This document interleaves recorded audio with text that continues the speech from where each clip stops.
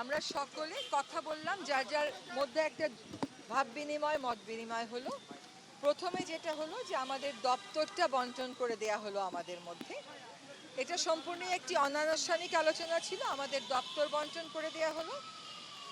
আমাদের যিনি প্রধান উপদেষ্টা আছেন উনি আগামীকাল রংপুরে যাবেন আবু সাইদের পরিবারের সাথে দেখা করতে। সাথে আমাদের দুজন যে ছাত্র প্রতিনিধি আছে, শিক্ষার্থী প্রতিনিধি, তারাও যাচ্ছে। আমরা আইন শৃঙ্খলা পরিস্থিতি নিয়ে বেশ সময় ধরে আলোচনা করেছি। আইন শৃঙ্খলা পরিস্থিতিটা যত দ্রুত সময়ের মধ্যে সম্ভব কিভাবে নিয়ন্ত্রণে আনা যায় সেটা নিয়ে আলাপ আলোচনা চলছে। এটা বুঝতে হবে যে আজকেই সমস্যার সমাধান হবে না, কিন্তু সমস্যার সমাধান যত দ্রুত করা যায় সেই আলাপ আলোচনা হয়েছে। এবং সেখানে আপনারা দেখেছেন যে আইজিপি মহোদয়া পরবর্তীতে এসে যোগ দিয়েছেন।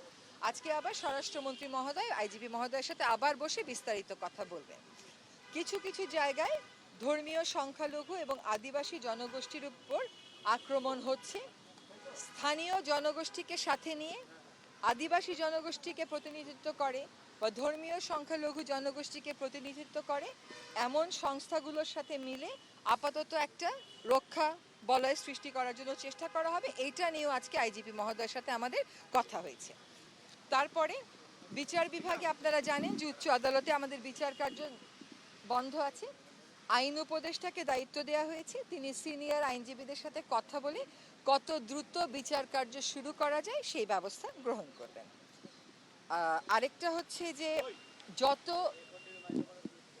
শিক্ষার্থী নিহত হয়েছেন এই আন্দোলনে, এই অভ্যুত্থানে, সকলের পরিবারকে ডেকে আমাদের প্রধান উপদেষ্টা যমুনাতে একদিন বসবেন, ওনাদের সাথে কথা বলবেন।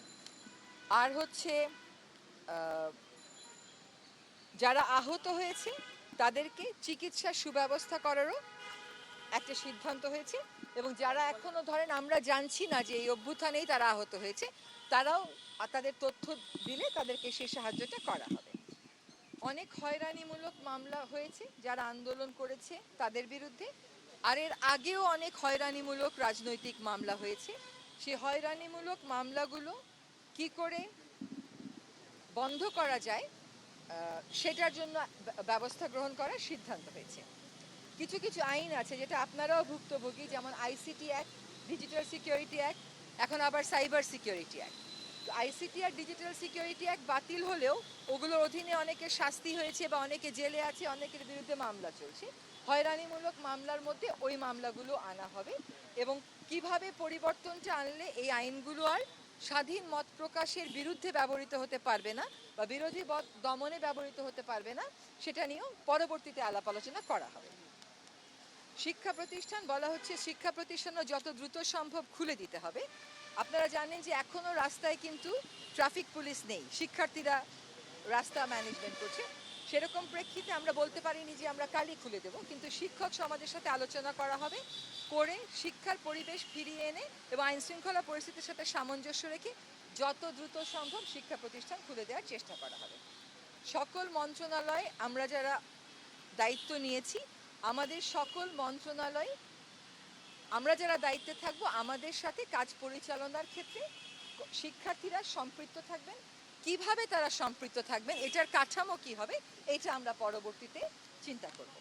আরেকটা হচ্ছে সকল সেক্টরে রিফর্ম নিয়ে আমরা খুব কথা বলি যে এইভাবে চলে না, এইভাবে চলতে পারে না, সিস্টেমটাকে আমাদের বদলাতে হবে।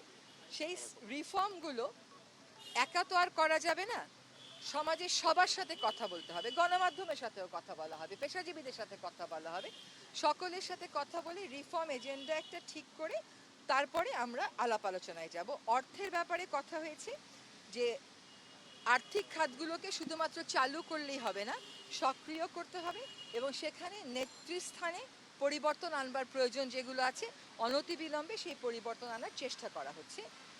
ব্যবসাকে উজ্জীবিত করার জন্য যত রকমের সুরক্ষা নেওয়া যায় সেটা আমাদেরকে আইডেন্টিফাই করে সেই সুরক্ষাগুলো নিতে হবে, যাতে ব্যবসায়ীরা যারা হতোদ্যম হয়ে পড়েছেন তাদেরকে আবার উজ্জীবিত করা যায়। জনগণের জীবন এবং জীবিকার কষ্ট লাভে বাজারের উপর যে নিয়ন্ত্রণ, অর্থর ক্ষেত্রে যে নিয়ন্ত্রণ, সেটা অগ্রাধিকার পাবে অর্থ মন্ত্রণালয় যখন তার পরিকল্পনা করবে সেখানে।